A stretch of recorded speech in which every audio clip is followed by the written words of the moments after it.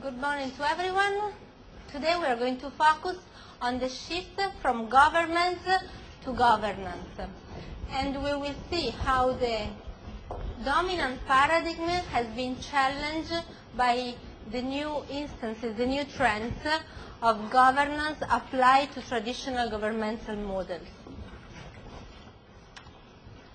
Governance, it is not a brand new label. Governance has been present in the literature, both in the academic literature and in the grey literature, the documents, the reports of the practitioners since many years. However, the term mainly refers to the process of governing, not governance as we intend it today. Please.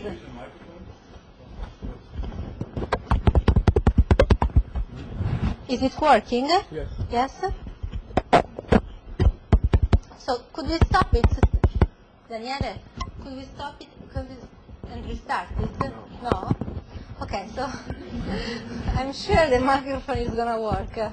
And if not, I will try to raise my voice. So today, governance refers to a new mode of governing, again, far from the traditional one. And the main feature of governance we want to retain is that governance is not based on a hierarchical way of governing.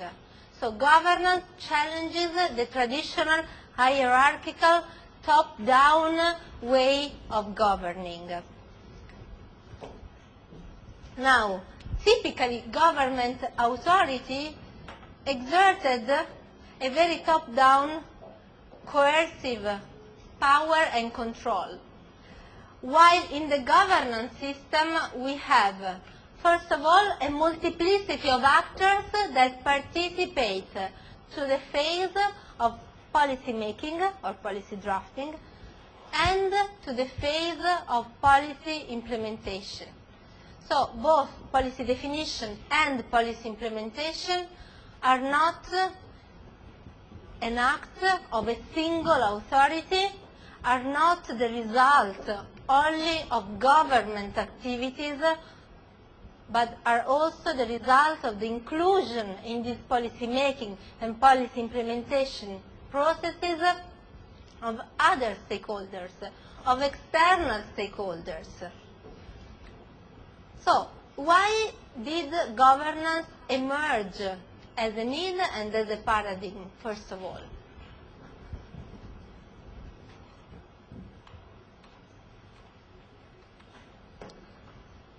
Governance emerged because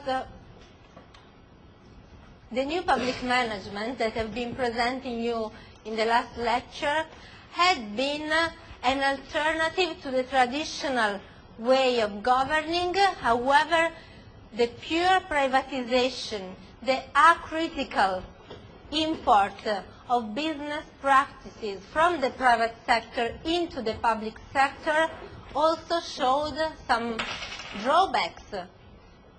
And we have to say that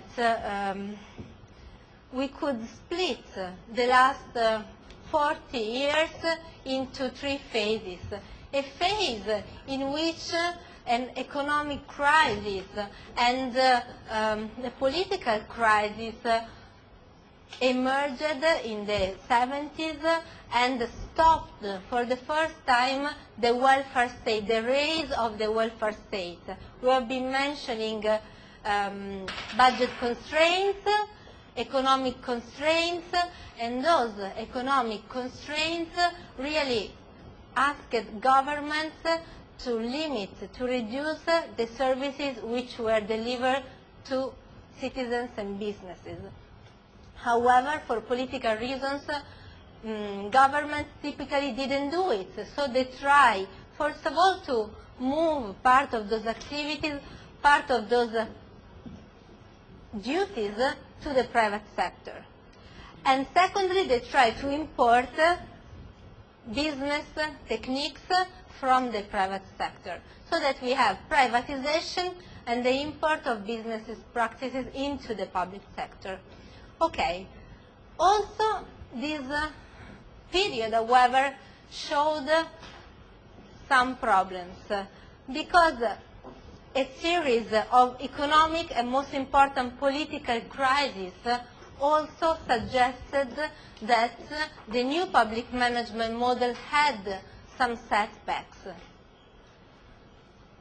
and particularly the trade-offs which I've been mentioning, like being discretionary versus being flexible, and also ensuring that all the citizens are treated in an equal and neutral manner, while also ensuring efficiency and effectiveness, and particularly economic sustainability. Those trade-offs created tensions which new public management as a paradigm, as a model with all the managerial tools that NPM introduced, maybe was not the best option available.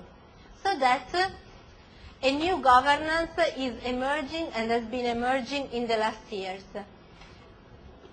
So governance, we can say, has emerged as an alternative mode to what? Both to the traditional hierarchical top-down approach of government. So let's talk about Weber, Woodrow Wilson. Let's talk about Taylorism applied to public sector, scientific management applied to public sector. But also governance has emerged as an alternative, as an option, as another option respect to what? To the new public management paradigm. So basically the essence of governance, if we conceive governance as an option, as a third option to what?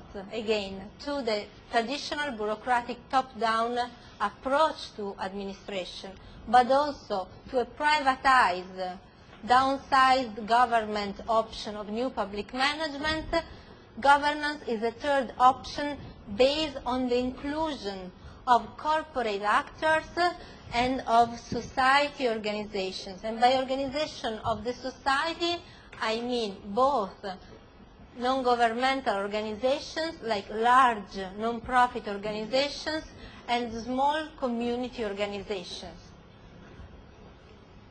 So the governance arena, the governance world is crowded by a multiplicity of players. We don't have just business and government. We don't have just the traditional dichotomy between private and public sector. We have many other actors which play a major role. Plus, we don't have the traditional top-down approach where government delivers policies and services to its citizens and to the businesses and to the other public agencies. We have a paradigm, a model where government cooperates with the private sector and with the non-profit sector, okay, with the civil society. And when we talk about corporate social responsibility, when we talk about self-regulation, both of those practices, common, conventional business practices nowadays, stem from the governance approach. So it is very important for a general manager to understand what the shift from government to governance represents.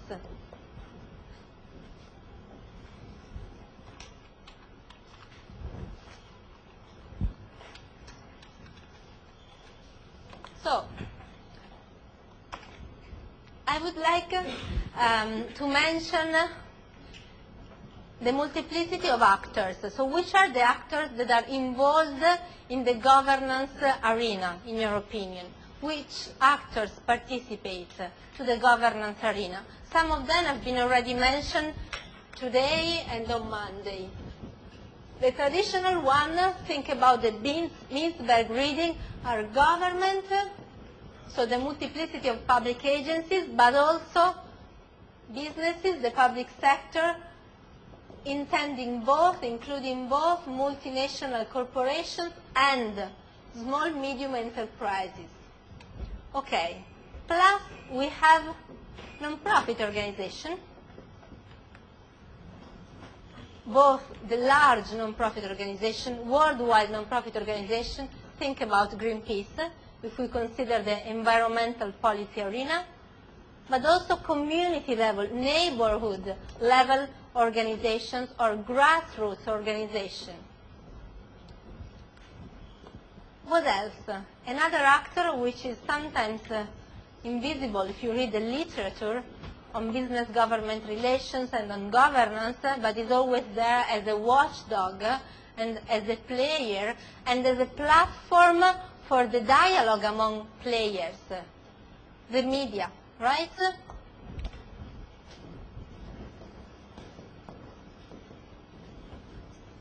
Traditional and new media. And now, when we talk about government, we should also make clear that we are including elected officials,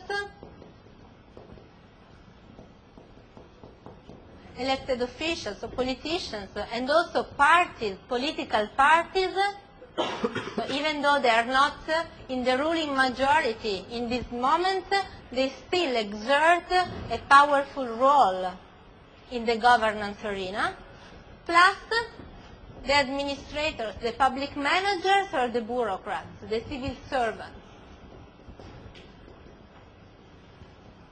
The assumption being that civil servants and politicians tend to be separated.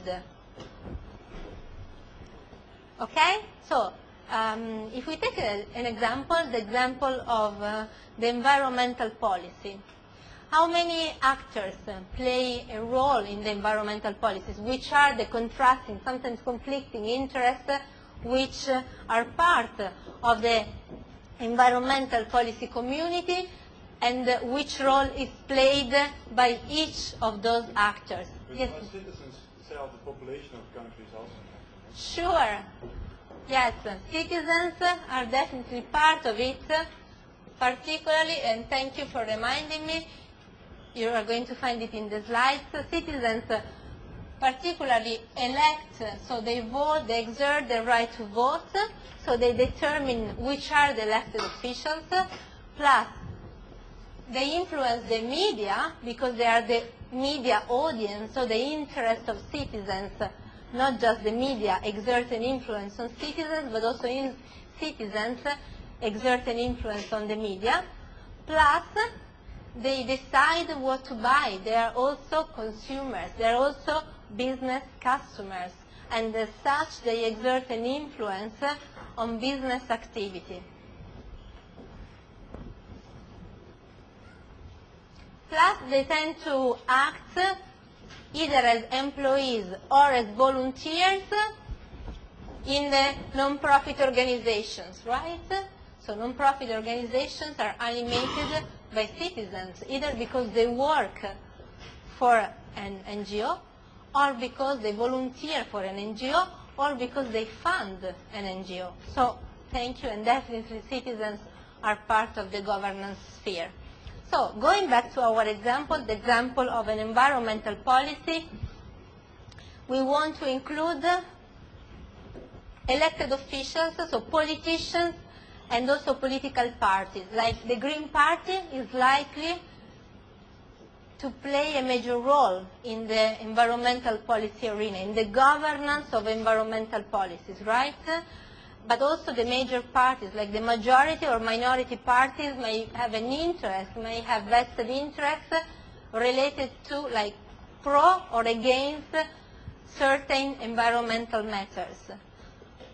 Plus, we have the public managers, the civil servants operating in some environmental agency, such as an environmental ministry or an environmental authority. Plus we have NGO, an NGO being Greenpeace or Friend of the Earth, so NGOs working for the protection of environmental issues. Plus we have businesses which either don't want to bear the externalities, the negative externalities of other businesses polluting, or don't want to bear, wouldn't like to bear the pollution limitation that certain agencies impose on business action. Okay, so all those actors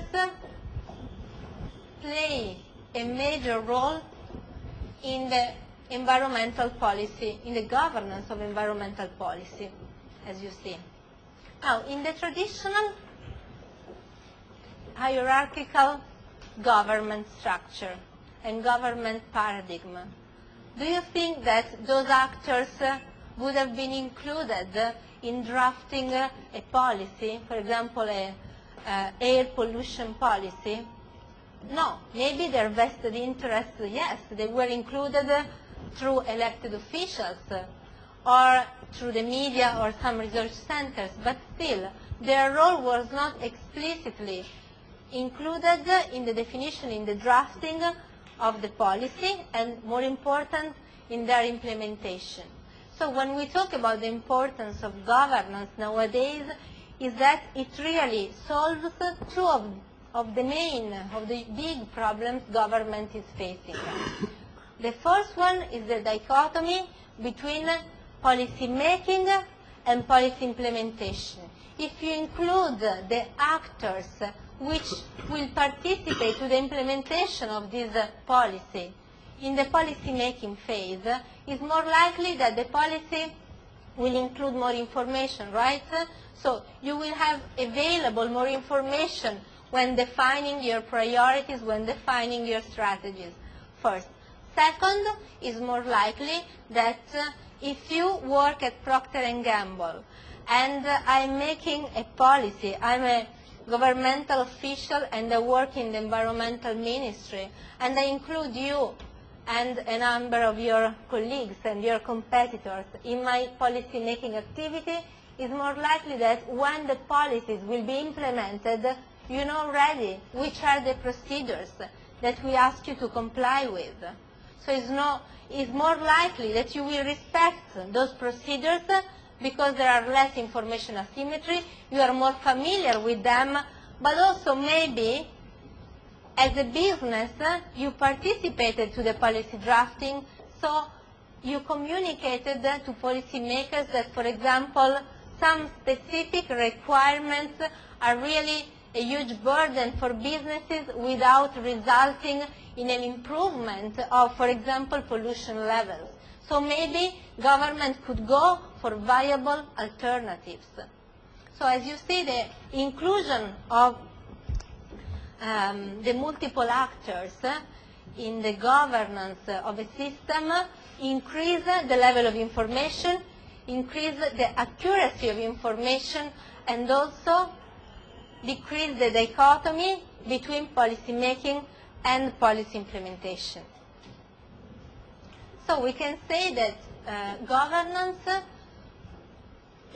the paradigm of governance supports a more comprehensive approach to government. The shift from government to governance supports a more comprehensive style of government, okay? And the goals of government tend to be more shared among all the stakeholders. Now, there are a number of examples which we can make of government and governance.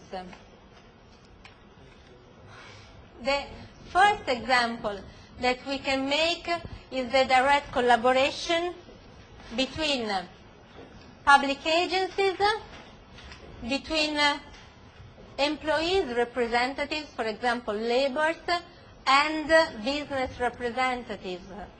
So those agreements are also called in the literature the neo-corporatist arrangements, and neo-corporatist arrangements are aimed at coming up with a solution in terms of economic policy, labor policy, which is viable and which is accepted by all the players. In the traditional top-down approach, hierarchical approach of government, you would have government defining the standards, defining specific economic policies, and then maybe the other players, in this case laborers and businesses, that maybe don't agree with this standard, and it is extremely difficult to implement the standard, or you have players which try to avoid the implementation of standards through legal methods, legal tools, or also through informal tools, informal standards. Now, in Sweden, in Norway, in Austria, in the Netherlands, in Germany, all those countries represent examples, instances of countries where neo-corporatist arrangements among laborers, businesses, representatives of businesses, and governments took place and led to a viable solution. Okay? The second example of direct collaboration, direct cooperation between government and the other players is the partnership or the mixed networks of public interest. For example, the US Iron Triangle, and according to Renate Mainz, an author you should be familiar with, so Renate Mainz really mentioned the US Iron Triangle as a perfect example of collaboration between elected officials, so politicians or congressmen, and the agency in charge of budget and funding, plus the business representatives. So a US Iron Triangle is crowded by three main players. An agency. This agency is typically in charge of the financial appropriation, is in charge of appropriating resources for that specific problem. Congressmen, so elected officials, politicians, plus business representative operating in that specific field. So if you come with a solution stemming from the agreement among the three players, it's very likely that the agreement will be funded, will be respected by business, and it takes already into account the information coming from external players, in this case from businesses, from external stakeholders. Okay? So it means that it's politically viable. It means that resources are appropriated, plus that the civil society agrees on it. Please. Can you please repeat between and? Sure. You have a public agency in charge of appropriating resources. So this agency is stable, is not elected, is an agency in charge of this specific policy field. Plus you have the business representatives, plus you have congressmen or elected officials. So some players which have a political consensus, some player which is elected. Okay? Good.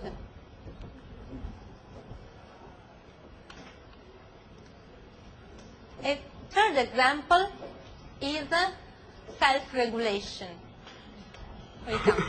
Self-regulation is an example where not only we have a direct collaboration between, for example, business and government, between a stakeholder, an external stakeholder and government. More, we tend to have, in this case, businesses, in the case of business self-regulation, which come up with a regulation by themselves. So, for example, in the European case, we have environmental corporate codes of conduct. So those codes of conduct are not mandatory. So you are free as a business to adopt that specific code of conduct, for example, in environmental matters. However, there are benefits, as you may imagine, for a business in signing or in launching a voluntary code of conduct, which may be the benefits for a business of self-regulation. Customers are probably more eager to buy your products. Exactly. Reputation. Perfect. So reputation is the number one reason, but also you are anticipating a government intervention. So by self-regulating yourself on specific issues, you might design, you might shape the regulation in a way which naturally serves public interest, otherwise we wouldn't call it regulation. But on the other hand, that is not too much of a burden, for example, in terms of administrative costs for the business. So many businesses are eager to start up to launch their voluntary codes of conduct or to sign for collective codes of conduct exactly for these two reasons.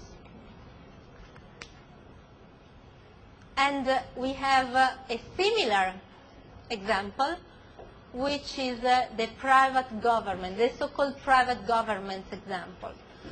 What private governments do? An example of private government is the UK Advertising Association. Now, if you are a member of the UK Advertisement Association or the Italian or any country business association or industry sector association, it's very likely that by being a member, you're also binding your behavior, your corporate behavior.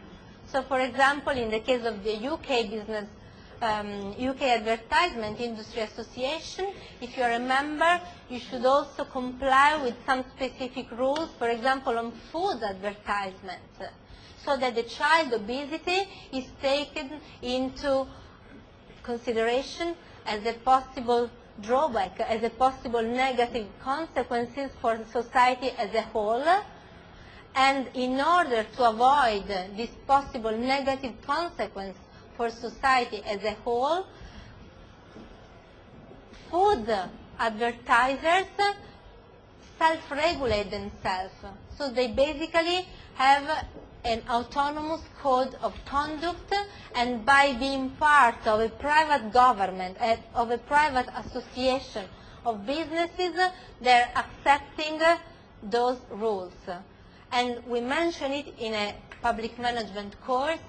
Why? Because those rules are intended to be beneficial for society as a whole. So to some extent, we have corporate players which play the role of government, because in this specific instance they are providing a public service, or they are trying to respect the public interest.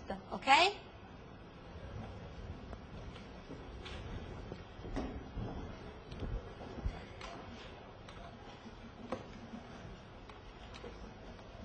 Now, when we talk about self-regulation and private governments, we emphasize the benefits of self-regulation and private government. So both voluntary activities. It's not mandatory for businesses to be part of an industry association. However, there are a number of reasons, one being reputation, one being strengthening the consumer loyalty, one being avoiding possible problems, particularly excessive administrative burden deriving from a government regulation. So you want to anticipate these kind of problems.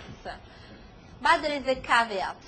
Both these kinds of self-regulation and private government, so both these kind of governance mechanisms operate in what is called shadow of government, which means that only if an effective governmental system, governmental monetary system is operating, those systems can work, and we make sure that society is not bearing any negative externality, or at least as few negative externalities as possible. So it is true, those mechanisms, those phenomena are private governments, and to some extent are a good example of self-regulation, of governance, corporate governance mechanisms, but we want to remember that only with government monitoring those processes the society rights are respected, are guaranteed. And more important, businesses know that government is ready to step in case those codes of conduct, for example, are not respected or are not adequate to solve the problem they cause to society. Okay?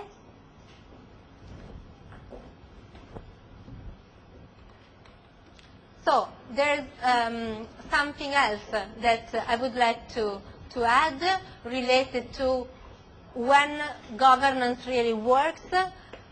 Governance really works when both the democratic system and the civil society are active and are conscious. So basically you need a democratic system that works, elected officials that are chosen and are expected to represent the interests of many parts of the society. Plus, the civil society should be active.